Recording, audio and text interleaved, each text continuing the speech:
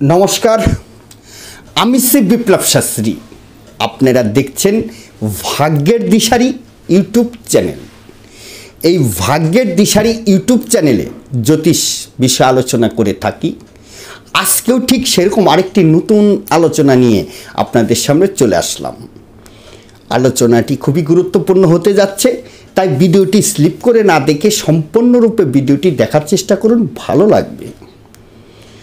আলোচনার বিষয়বস্তু 12টা রাশি। আপনারা কম বেশি প্রত্যেকেই জানেন জ্যোতিষশাস্ত্রে 12টা রাশি। সেই 12টা রাশির ভিতরে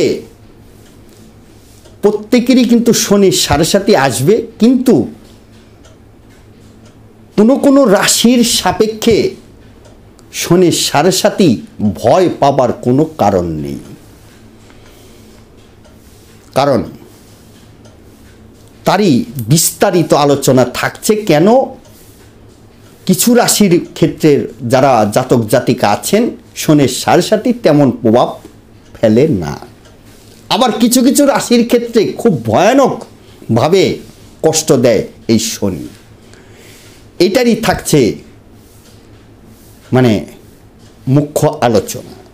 তাই ভিডিওটি ছেড়ে যাবেন না।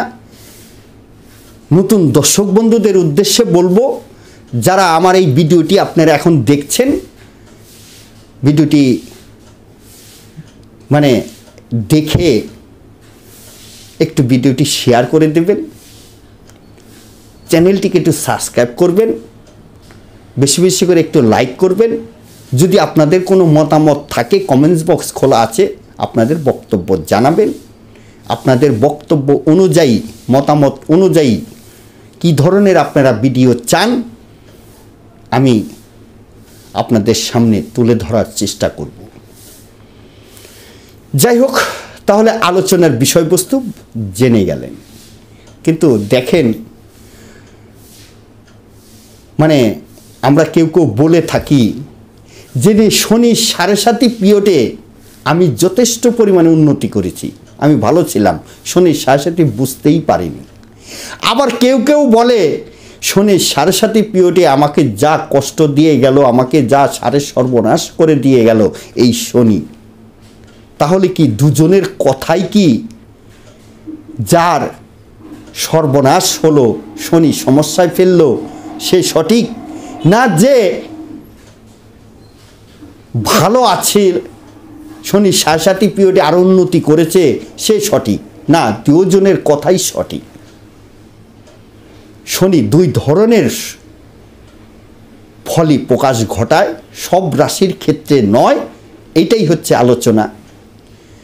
তাহলে শনি সাড়ে সাতি রাশির দ্বাদশ ভাবে যখন চলে আসে, প্রথম পর্যায় শুরু হয়, সেখানে 2.5 বছর শনি থাকে।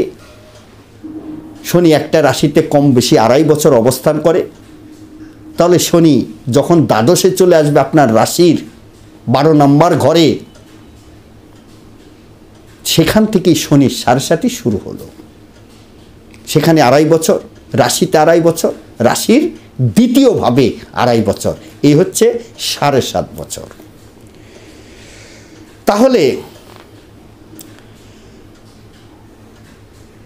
রাশি চন্দ্র যেখানে বসে যায়, যে ঘরটিতে, সেটাকেই আমরা রাশি ধার্য করি জ্যোতিষশাস্ত্রে।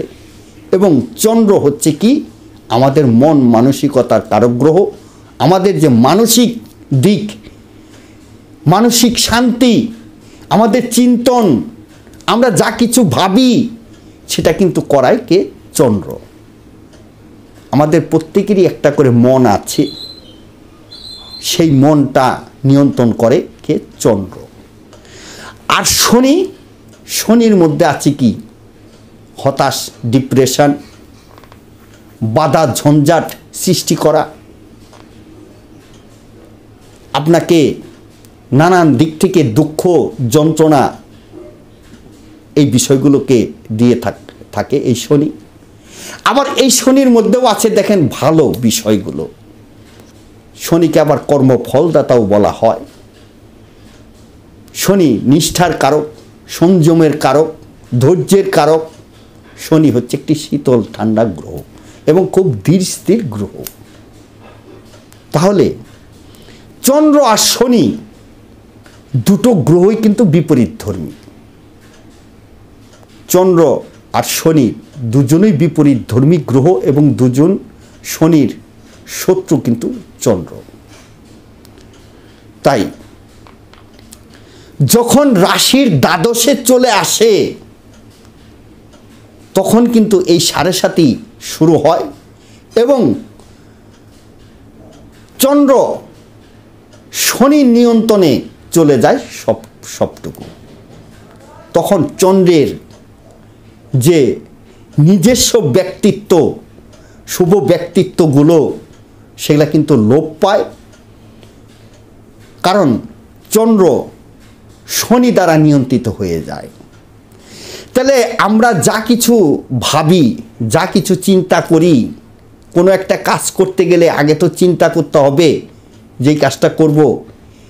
কোনো কিছু করতে গেলেই দেখেন আগে আপনাকে চিন্তা, আপনাকে মন সেটাকে ধার্য করে, তারপরে সে আপনি একটা কর্মে যান কি কোনো একটা বিষয়ের দিকে অগ্রসর হন।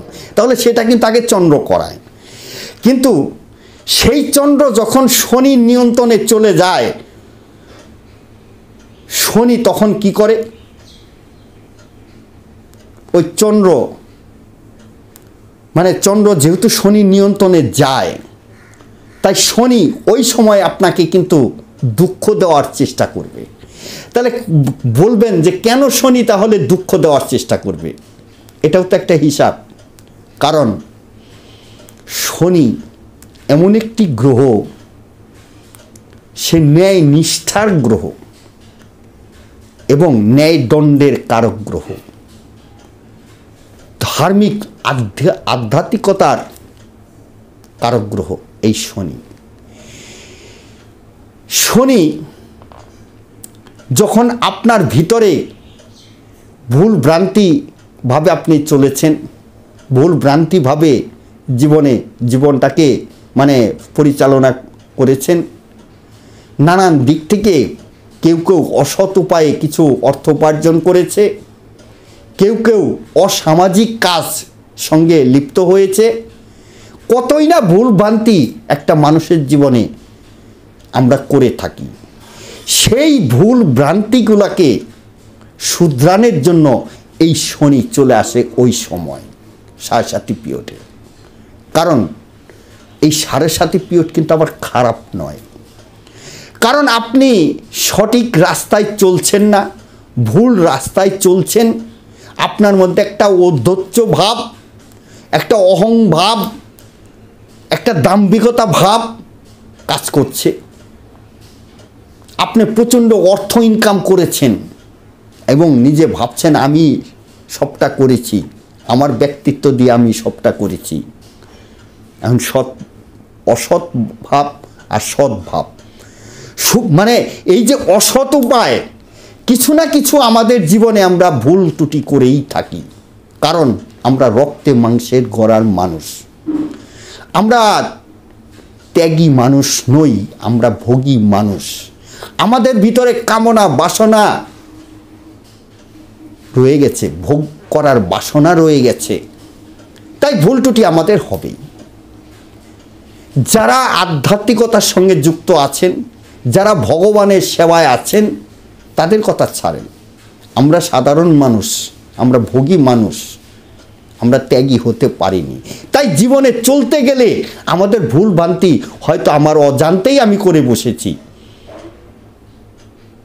সেখান থেকেই শনি আমাদের পানিশমেন্ট করার জন্য চলে আসে, যাতে পরবর্তী জীবন ভালোভাবে কাটাতে পারি, সৎভাবে কাটাতে পারি।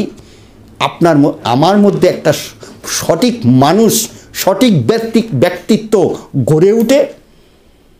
তার জন্যই শনি ওই সময় চলে আসে আমাদের পানিশমেন্ট করার জন্য, আমাকে ভুল রাস্তার থেকে সঠিক রাস্তায়, সঠিক দিশায় পৌঁছানোর জন্য চলে আসে এই শনি।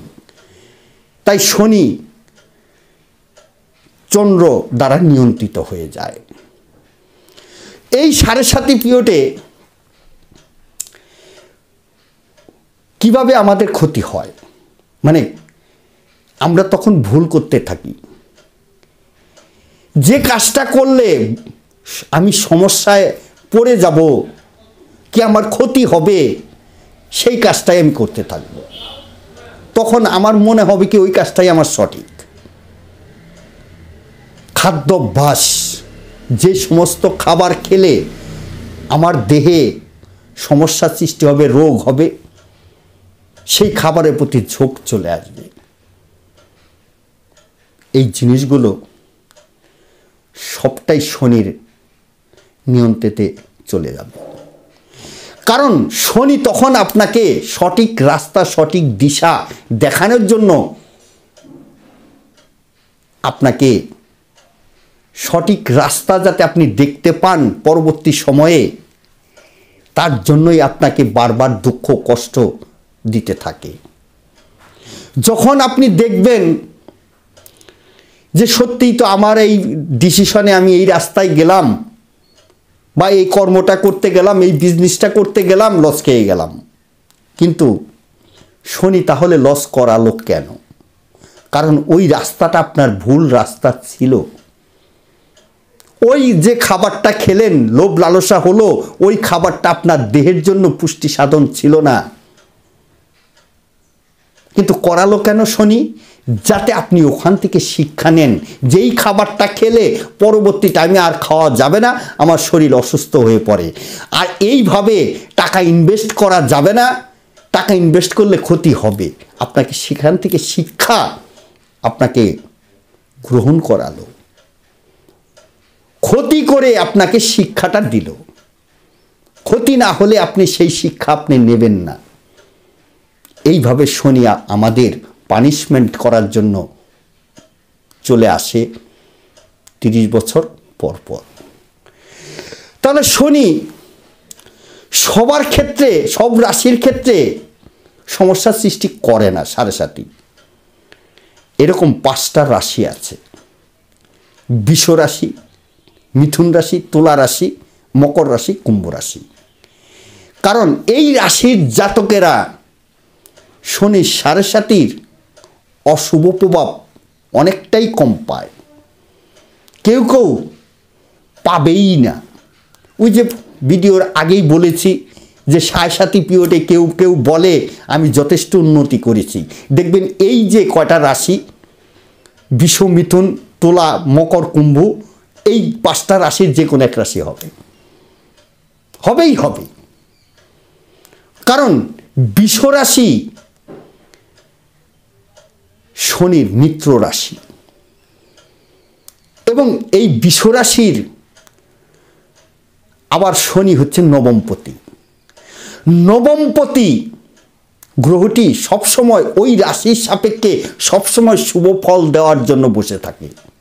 এবং বৃষ রাশির মানুষের মধ্যে দেখবেন 7.5 পিরিয়ডে এরা চট করে ভুল করতে চায় না, ভুল করবে না। মানে এক কথায় যে সমস্যাটুকু আসে সেই সমস্যাটুকু তারা রিকভারি করতে পারে বৃষ রাশির মানুষ। তারপরে চলে যাব মিথুন রাশি। মিথুন রাশির মানুষেরও নবমপতি হয় শনি। নবমপতি এবং পঞ্চমপতি এই দুটো হচ্ছে কোণপতি। কোণপতি গ্রহরা সবসময় ওই রাশির সফলতা দেওয়ার জন্যই বসে থাকে, এবং ওই জাতক বা জাতিকা যাতে কোনো সমস্যায় না পড়ে তার চেষ্টা করে এই পঞ্চমপতি এবং নবমপতি গ্রহটি। ওই রাশির সাপেক্ষে এই নবমপতি পঞ্চম প্রতি গ্রহটি শুভাকাঙ্ক্ষী। তাহলে মিথুন রাশিরও নবমপতি, এবং মিথুন রাশির অধিপতি গ্রহটি বুধ। বুধের সঙ্গে শনির মিত্রতা। আবার যে এর আগে বললাম বৃষ রাশি, সেটাও হচ্ছে শুক্রের রাশি, শুক্রের সঙ্গে শনির মিত্রতা। বুঝতে পারছেন? আবার নবমপতি। আবার এই শনি যদি আপনাদের জন্মকুণ্ডলিতে, নবমপতি তো আছেই, যদি জন্মকুণ্ডলিতে তৃতীয়, ষষ্ঠ, দশম, একাদশ ভাবে কোনো একভাবে একাভাবে বসে যায়, কোনো দোষযুক্ত যদি না হয়, তাহলে ওই পিরিয়ডে শনির সাড়ে পিরিয়ডে আপনাদের উন্নতি তো হবেই হবে। তারপরের রাশি যাব তুলা রাশি। তুলা রাশির অধিপতি গ্রহ হচ্ছে শুক্র, তাহলে শুক্রের সঙ্গে শনির মিত্রতা, এবং তুলা রাশির পঞ্চমপতি হচ্ছে শনি। তাহলে কোন পতি? সেই তুলা রাশির সাপেক্ষেও শুভদায়ক হয় শনির সাড়ে। তারপরে চলে যাব মকর রাশি। মকর রাশি হচ্ছে তার নিজের রাশি, তাহলে নিজের রাশিতে কখনোই অশুভত্ব দেয় না শনি। তারপরে কুম্ভ রাশি, সেটাও তার নিজের রাশি এবং তার মূল ত্রিকোণ রাশি। তাহলে বুঝতে পারছেন যে 5টা রাশি বিষ, মিথুন, তুলা, মকর, কুম্ভ, এই 5টা রাশির মানুষেরা শনির সাড়ে পিরিয়ডে যথেষ্ট উন্নতি করতে পারে, যদি শর্ত একটাই, যদি তৃতীয়, ষষ্ঠ, দশম, একাদশ ভাবে একাকী বসে যায় এবং কোনো দোষযুক্ত না থাকে, তাহলে এই শনির মহাদশায়, অন্তর্দশায় বা অন্য কোনো শুভ মহাদশায় এই শনি আপনাদের রাজতুল্য ফল দিয়ে যাবে। তাই কেউ কেউ বলে যে শনির সাড়ে পিরিয়ড আমি যথেষ্ট উন্নতি করেছি। দেখবেন এই 5 রাশির যে কোনো এক রাশি। তাহলে চন্দ্র যথেষ্ট পরিমাণে নিয়ন্ত্রিত হয় শনি দ্বারা। আর কি কারণে শনি আমাদের ক্ষতি করে সেটার ব্যাখ্যা তো আপনাদের দিলাম। তাহলে সাড়ে পিরিয়ড আমরা মেনে নিতে পারি না যাদের ক্ষতি হয়, কারণ যখনই ক্ষতি হয়, সমস্যায় ফেলে শনি, দুঃখ দেয়, তখনই তো আমরা ভাগ্যের দোষ দিয়ে থাকি। কিন্তু না, অনেক কিছু শিখিয়েও যায় এই শনি। কিন্তু এই শনি সাড়ে পিরিয়ডে যাদের ক্ষতি হয়, সমস্যায় ফেলে শনি, কিছু নিয়ম, প্রতিকার, বিধান রয়ে গেছে, সেটা যদি আপনি ঠিকঠাক মতো পালন করতে পারেন, তাহলে এই যে 5 রাশিরা যেভাবে শুভ ফল পেলেও, শুভ ফল না পেলেও সমস্যা সৃষ্টি করতে পারবে না শনি, এইটুকু আপনাদের গ্যারেন্টি দিচ্ছি। কিন্তু সঠিক নিয়মে আপনাকে সেই শনির সাড়ে প্রতিকারটা করতে হবে, এবং আপনার মধ্যে ভক্তি, নিষ্ঠা, কিছুটা ত্যাগ, ধৈর্য, এইটাকে কিন্তু রাখতে হবে ওই শনির সাড়ে পিরিয়ডে। এই হচ্ছে মুদ্রা বিষয়, কেন সবার ক্ষেত্রে শনির সাড়ে অশুভ হয় না। তাহলে হয়তো ভিডিওটি অনেকটা বড় হয়ে গেল। আবারও বলবো, ভিডিওটি একটু শেয়ার করে দিয়ে, যাতে আপনার দ্বারা আর 5টা দর্শক বন্ধুরা দেখতে পায়, এটা অনুরোধ করলাম। আজকের মতো বিদায় নেব। আরেকটা কথা বলি, আপনারা যদি কেউ ব্যক্তিগতভাবে আমার সঙ্গে যোগাযোগ করতে চান, তাহলে আমার একটা অনলাইন সিস্টেম চালু আছে। সেই অনলাইন সিস্টেমের মাধ্যমে আপনারা আপনাদের জন্মকুণ্ডলী ঘরে বসেই সূক্ষ্ম বিচার বিশ্লেষণ করাতে পারেন, প্রতিকারও করাতে পারেন।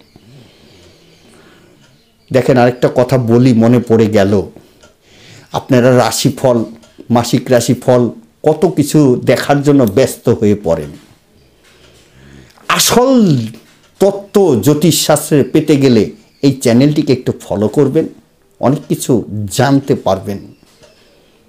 কি হবে রাশিফল জেনে? এই চ্যানেলটাকে একটু ফলো করবেন, জ্যোতিষের অনেক কিছু বিষয় বুঝতে পারবেন।